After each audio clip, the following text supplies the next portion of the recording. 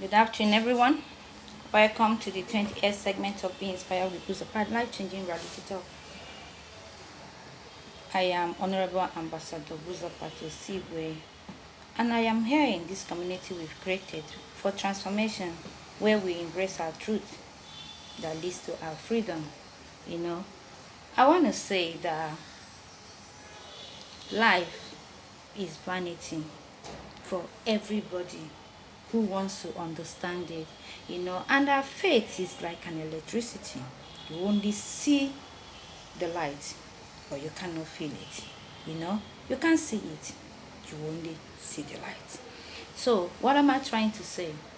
Today we'll be talking on the topic: wood cannot sharpen iron. So true.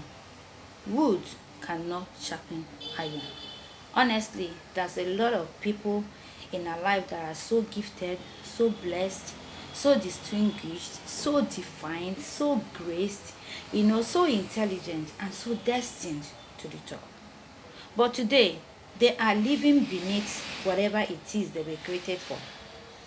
They were doing menial jobs because they have met wood along the line and allowed wood in their life, and they were contaminated, and then their journey became messed up. A wood is like anybody that is a wood in your life doesn't necessarily mean to be the wood we're talking about, but anybody who stops you from achieving your goals, anybody who is envious of your dream is a wood.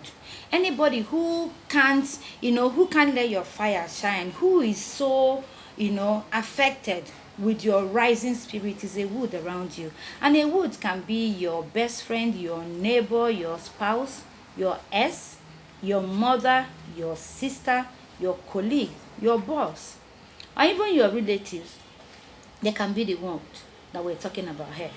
It's no particular person. There's no way you can actually become something else, okay, on this, because you don't grace it. You don't make a picture of impossible people thinking that the wood we're talking about, they are all around you. The person who kills your fire is a wood. And the question is, how many people do we allow? How do we sieve these people?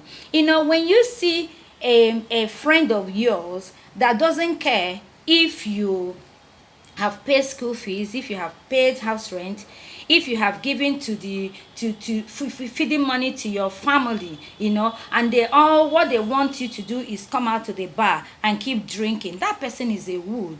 If you have a female friend who doesn't care about all these things, and all they keep pushing you is to buy this ashebi, but that person is a wood. You don't even need to, actually, I don't need to be the one to tell you that. But my problem is, why do we become so weak to identify the woods in our life and disconnect our lives from them?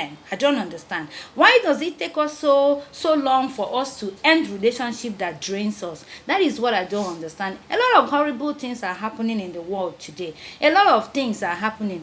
But we are not actually looking at. Don't ever think you're so special. Don't ever think that you're so created that bad things don't happen. If you allow yourself, bad things will happen to you.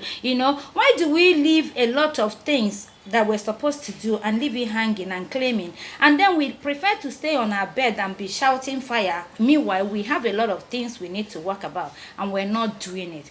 Do you know, how do we reconcile a friend that tried to kill her friend because she made her cheap breastmate? How do we reconcile that? There's extreme jealousy, and it's not written on the face. Her anger is that not only when the person was trying to make her best friend a cheap breastmate, she was thinking she's honoring her, without knowing that even in her anger, after she was caught, she was saying that she even rubbed it on her face by making her the cheap breastmate. Excuse me, then what else will you do to make somebody happy? We actually heard about the first year student who his friends gathered and drowned in a pool because the girls in the class were always aligning with him and greeting him and all that. Excuse me, we woke up to see the two friends in a restaurant, the video, who the friend poisoned. If not for the mercy of God that another customer saw, he would have killed him. Why? Because he had demand to supply stuff and he doesn't have. Extreme jealousy, wood everywhere. Look around you, there are so many wood. You know, the other man made his party in a room that we didn't count up to 6 persons in that video, yet he was poisoned there and he still died. What are we talking about here? We saw a 70-year-old grandfather who they brought his 2 grandchildren to stay with. He raped them. Wood is not on the face. It doesn't matter. It can be your mother. It can be your father. It can be your granny. It can be anybody. You know, the other one, a grandmother, a daughter brought her 7-year-old daughter so that she can be helping her grandmother in the village. What did she do? She started giving that 7-year-old granddaughter of hers to men to be sleeping with and be paying her. Wood everywhere. Extreme wickedness in the world. There's nothing you can do about it. It's so crazy. Now we will see a lot of videos, audios flying around. When these people were together in relationship, they were shouting, "I love you." But because one of them is a wood, the person, how can you make your friend to be drunk? You may give them overdose of drink and they're drunk and you record them, waiting for the day you will use it against them. You are a wood. You are a very serious wood. You know, you will see men, you will finish with a girlfriend. You don't want to marry the person. You marry somebody you love. And you will still keep that person and say it's just a friend. Do you want to die? There's no kind of friendship you can get from a woman you have left to marry another person. That is a risk. You're sitting on a keg of gunpowder. No matter what they say, no matter the relationship, no matter how happy they appear, you are sitting on a keg of gunpowder. The same thing goes to a woman. If you don't want to marry that man and you know that man really loves you and you choose another person, close that chapter completely. This is a risk. And you know what? The problem men don't understand is that when you bring that risk, it is the woman you married newly that you want to die. Because those people who love you will not kill you. But you will be a channel and an opening for them to hurt an innocent woman who you have gone to bring because you're careless. That is what it's all about. Carelessness. I have disconnected with a lot of people in my life, you know, closed a lot of doors, you know, cut a lot of ties, you know, and because I have decided to make my unit small, because what is going on in the world is crazy. I keep talking about unit small. This time around, even in the small unit, you are not even safe. But if you do your best, God will do the rest.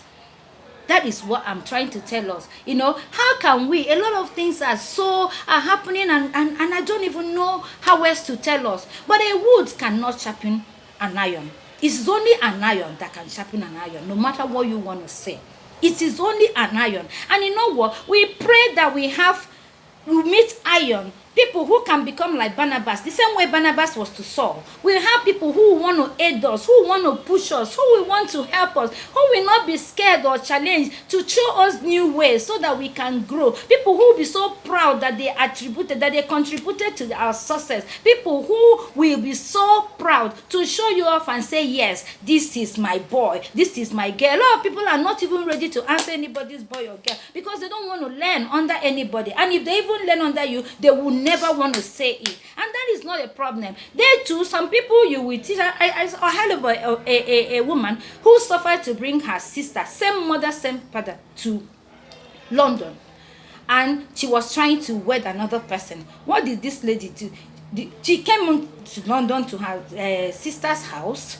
And she now saw the fiance. The first thing she did was to take the man, and the second, she started pursuing the sister as in to leave town. You know, when I heard the story, I was shocked, but these are wood. It doesn't matter if you're same mom or dad. These are wood, and when you locate wood, what do? Disconnect. Disconnect. Everywhere we go, everything we do, we should learn not to be saying amen when we've got job to do.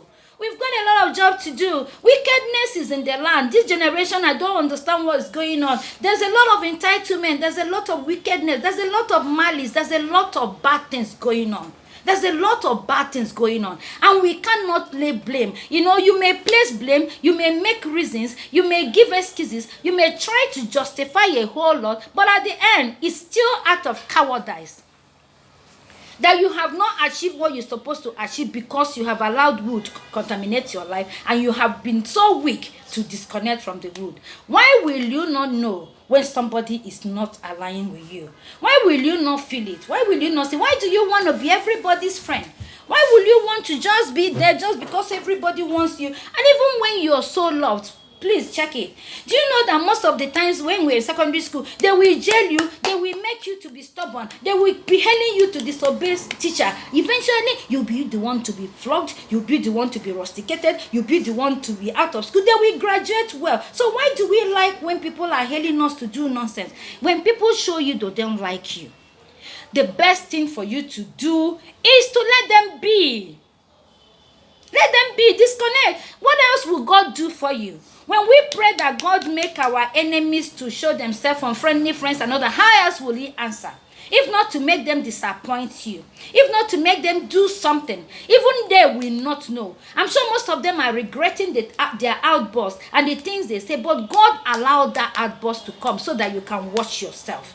God allowed these things to happen. I don't pretend to hug somebody who say you don't like me. If you don't like me, I accept it. Everybody mustn't like me. But the truth remains that if you show me you don't like me, there's something I owe myself to stay away from your way.